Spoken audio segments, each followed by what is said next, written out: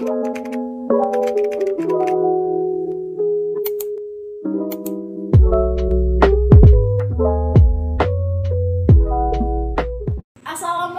warahmatullahi wabarakatuh. Om Swastiastu, Namo Buddhaya, salam kebajikan dan salam sejahtera bagi kita semua. Perkenalkan, nama saya Marifatul Lainah dengan NIM 211F10133. Kelas A1 dari Prodi PLB Fakultas Keguruan dan Ilmu Pendidikan. Di sini saya akan mempresentasikan hasil resum saya mengenai mata kuliah pendidikan disabilitas anak masalah sosial. Nah, materi yang akan saya sampaikan yang pertama yaitu adalah materi di mana di sini menyangkut tiga masalah. Yang pertama gepeng, anak pemulung, dan anak jalanan. Di sini yang pertama saya akan menjelaskan pengertian gepeng. Gepeng sendiri merupakan adalah singkatan dari gelandangan dan pengemis yang disingkat dengan kata gepeng. Menurut peraturan pemerintah RI nomor 31 tahun 1980 tentang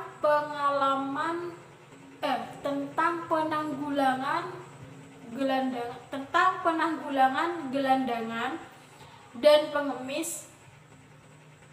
Di sini gelandangan sendiri adalah orang-orang yang hidup dalam keadaan tidak sesuai dengan norma kehidupan yang layak dalam masyarakat setempat. Sedangkan pengemis itu adalah orang-orang yang mendapatkan penghasilan dengan meminta-minta di muka umum dengan berbagai cara dan alasan untuk mengharapkan belas kasihan dari orang lain.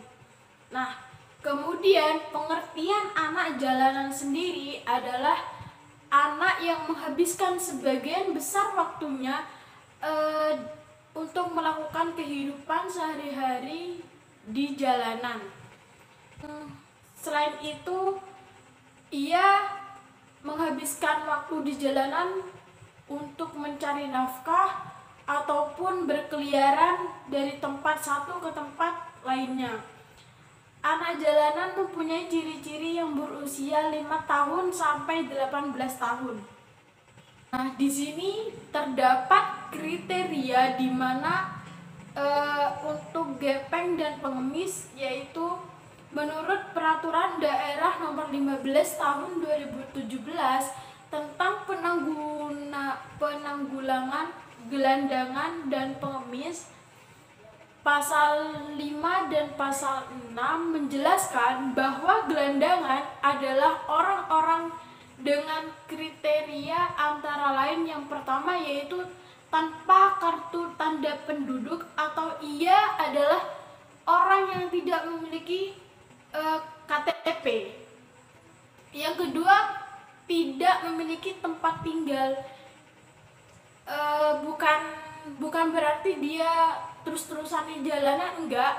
Tapi di sini anak gelandangan itu adalah orang yang biasanya tinggal di satu tempat ke tempat lain, yang artinya dia tinggal di tempat yang tidak dia tinggal di tempat yang tidak tetap. Yang ketiga, ia juga tidak bisa menghasilkan uang secara tetap, melainkan ia juga mencari uang secara berbagai macam, bisa dengan dia mengamen atau meminta-minta seperti itu. Nah, yang keempat, tanpa memiliki rencana hari ke depan, seperti dia tidak peduli akan masa depannya akan menjadi apa, dia memiliki cita-cita seperti apa, dia tidak mengerti hal itu, dia tidak memiliki pandangan di masa depan. Nah, sedangkan kriteria pengemis tersebut adalah orang-orang yang mata pencahariannya itu tergantung sama orang lain. Jadi dia bisa mendapatkan uang makan dengan cara ia mengandalkan orang lain, mengharap belas kasihan dari orang lain. Dan biasanya orang seperti itu memiliki pakaian yang cukup kumuh, compang-camping, dan pakaiannya tidak wajar.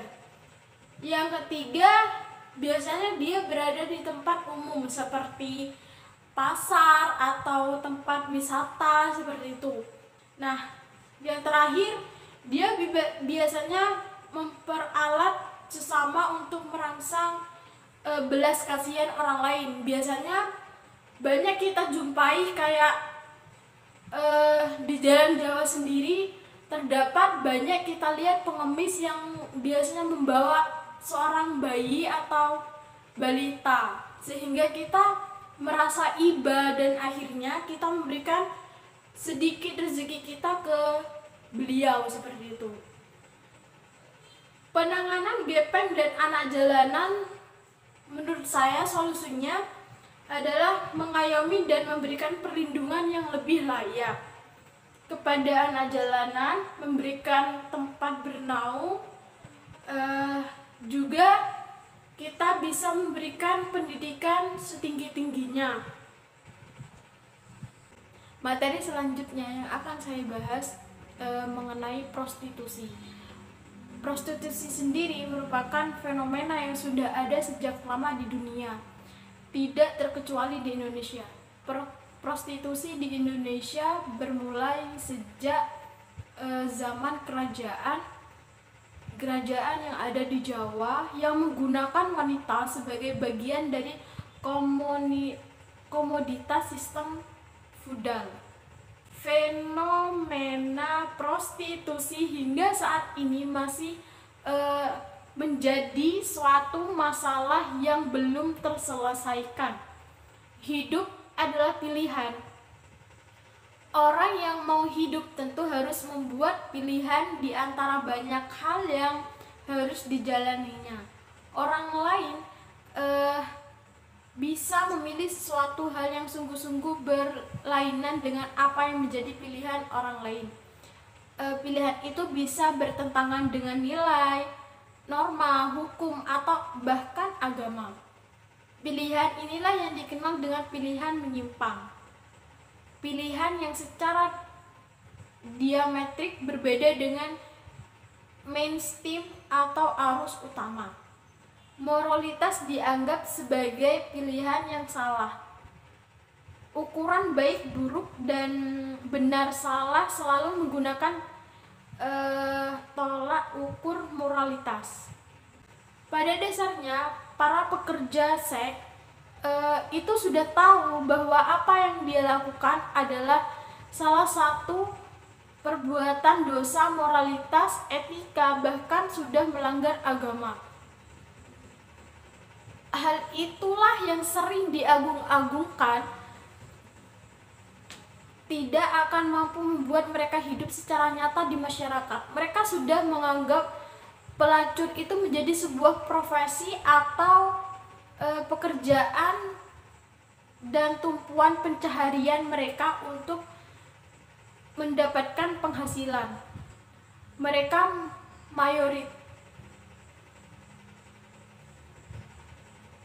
masalah moralitas dan etika biarlah menjadi urusan mereka sendiri. Namun meskipun mereka mempunyai pemikiran seperti itu, ada suatu hal yang harus mereka lakukan dalam kehidupannya sehari-hari. Moralitas merupakan fenomena manusiawi yang universal. Tentunya para pekerja seks juga mempunyai batasan-batasan sendiri tentang moralitas yang mereka aplikasikan atau wujudkan di dalam kehidupan mereka sehari-hari, baik dengan sesama pekerja seks maupun dengan para pelanggannya. Prostitusi di Indonesia dianggap sebagai kejahatan terhadap kesusilaan atau moral dan melawan hukum. Dalam prakteknya, prostitusi tersebar luas tersebar luas, ditoleransi dan diatur. Pelacur adalah praktek prostitusi yang paling tampak, seringkali diwujudkan dalam kompleks pelacuran Indonesia yang juga dikenal dengan nama lokalisasi, serta dapat ditemukan di seluruh negeri. Praktik prostitusi sendiri merupakan salah satu bentuk penyimpangan sosial yang dilakukan oleh masyarakat sejak zaman dahulu sampai sekarang. Praktek yang dilakukan di tempat lokalisasi biasanya berada jauh dari pemukiman warga dengan pertimbangan agar tidak mudah diakses. Selain itu, karena warga pada umumnya keberatan jika ada tempat lokalisasi yang didirikan di lingkungannya. Kecenderungan ini didasarkan pada kuatnya rasa malu dan kemungkinan timbulnya dampak negatif terhadap perkembangan jiwa anak-anak di sekitar lingkungan. Cukup beralasan jika tempat lokalisasi dalam pandangan masyarakat. Perdagangan manusia, trafficking, telah lama terjadi di muka bumi ini dan merupakan tindakan yang bertentangan dengan harkat dan martabat manusia. Hal itu merupakan pelanggaran terhadap hak asasi manusia. Harkat dan martabat manusia dilindungi berdasarkan Pancasila dan Undang-Undang Dasar 1945. Di masa lalu, perdagangan orang hanya dipandang sebagai pemindahan secara paksa ke luar negeri untuk tujuan prostitusi. Kerja paksa secara ilegal yang berlangsung sangat lama. Penyebaran kasus trafficking hampir merata di seluruh Indonesia, baik di kota-kota besar maupun di pedesaan. Perempuan dan anak adalah kelompok yang paling banyak menjadi korban trafficking. Dalam hal ini akan mengancam kualitas penerus bangsa serta memberi dampak negatif bagi bangsa yang mengalaminya di mata dunia. Aspek ketidakberdayaan, kemiskinan, ketidakmampuan, dan pengangguran menjadi satu permasalahan yang menghimpit, sehingga mereka merasa tidak punya pilihan lain dan ikut arus perdagangan anak serta melalaikan prinsip-prinsip hak asasi manusia, di mana setiap manusia mempunyai hak yang sama untuk tidak diperbudak, tidak disiksa, menentukan kebebasan pribadi, pikiran atau hati nurani. Masalah pelecehan seksual saat ini telah menjadi pemberitaan karena sering terjadi di kalangan remaja saat ini. Misalnya dengan menggoda menggunakan ungkapan-ungkapan penuh hasrat atau menggunakan gurauan-gurauan bernada porno, mencolek-colek pada tubuh korban, serta terkadang ada ancaman-ancaman jika ajakan tersebut tidak dipenuhi, sehingga korban merasa malu, marah, tersinggung, atau membenci hal tersebut. Walaupun tidak melakukan penyiksaan secara fisik, namun pelaku tersebut sudah membuat korban merasa terganggu dan tidak nyaman. Rata-rata korban daripada pelecehan seksual tersebut adalah pada kaum perempuan. Kasus pelecehan seksual adalah 10 menit cuy. Kasus pelecehan seksual sudah sering diekspos di media massa, namun dalam masyarakat kita masih banyak yang belum sepenuhnya menyadari bahwa mereka sebenarnya telah menjadi korban pelecehan seksual atau menganggap masalah ini sebagai sesuatu yang tidak serius untuk ditanggapi. Dalam banyak kasus, banyak korban yang memilih diam dan menganggap biasa saja perlakuan yang diterima dari atasan ataupun rekan kerja. Maraknya pelecehan seksual yang terus-menerus terjadi sangatlah membuat keresahan di masyarakat, terutama bagi kaum perempuan dan orang tua. Ada yang mengatakan bahwa justru korbanlah yang memberikan peluang kepada para pelaku untuk dapat melakukan pelecehan seksual tersebut. Baik, di sini saya akan melanjutkan materi yang sebelumnya. Nah, pengertian PSK atau anak PSK, pekerja seksual komersial atau yang bisa kita kenal sebagai PSK adalah pekerja yang bertugas melayani aktivitas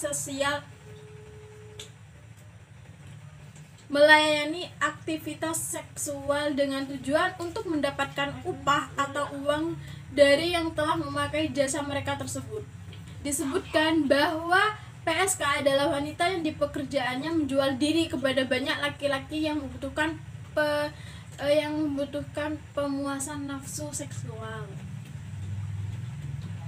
Nah, di sini juga ada beberapa faktor PSK. Yang pertama ada di faktor ekstern dan faktor intern.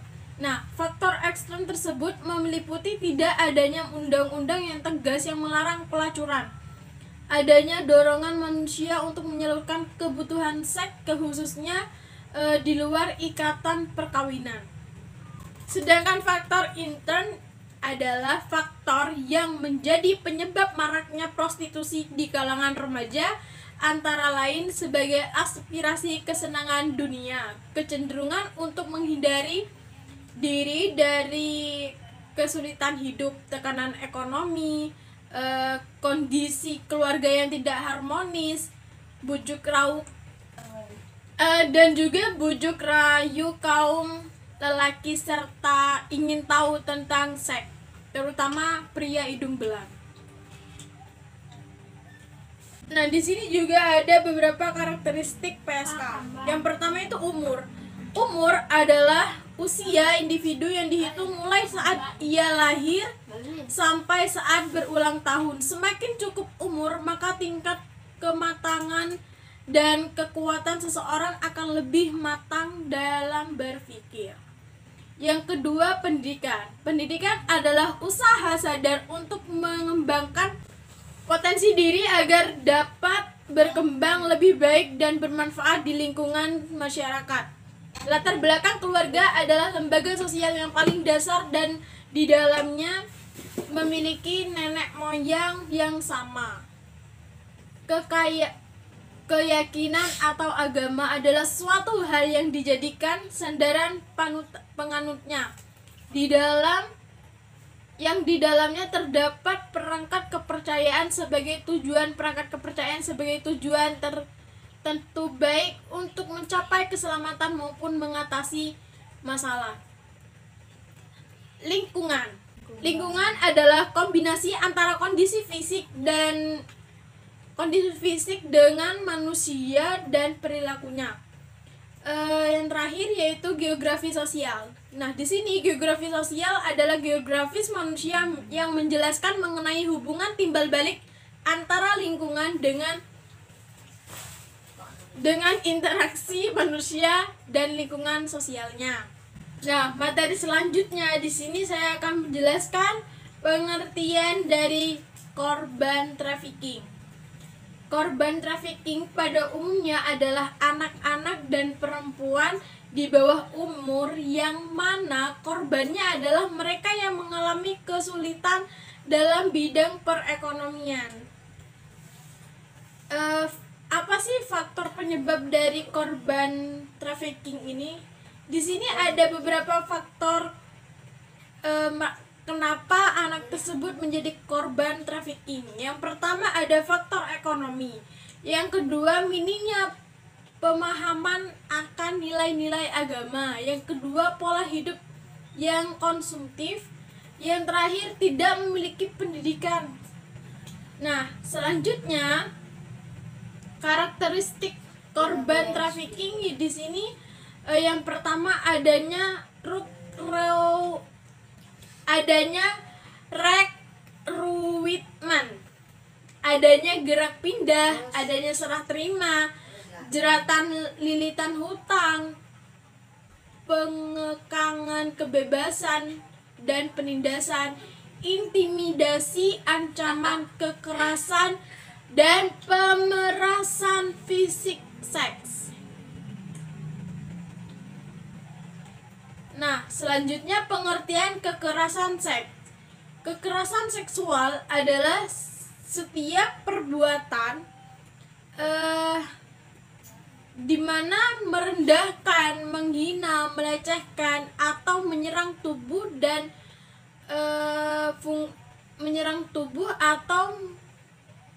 menyerang fungsi reproduksi seseorang karena ketimpangan relasi kuasa atau gender yang berakibatkan